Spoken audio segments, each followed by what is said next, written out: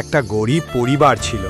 স্বামী স্ত্রী মিলেই দিন কাটাতো কষ্টে শিষ্টে, কিন্তু দারিদ্র্যের এই যন্ত্রণায় মাঝে মাঝে ঝগড়া লেগেই থাকতো তাদের মাঝে। একদিন রাস্তায় হাঁটতে হাঁটতে এক দোকানে সুন্দরী বউ একটা জামা চোখে পড়ে। সে বলে, ওইটা আমার চাই। কিন্তু স্বামীর পকেটে একটাও টাকা নেই। রাগে অপমানে বউটা চলে যায় একা। রাস্তায় বসে কাঁদছে। ঠিক তখনই এক ধনী লোক গাড়ি থেকে নামে। লোকটা বলে, চলো, আমি তোমাকে সুখ দেব। সেই মেয়েটি তার সঙ্গেই চলে যায়। পায় পোশাক, পায় বিলাসবহুল জীবন।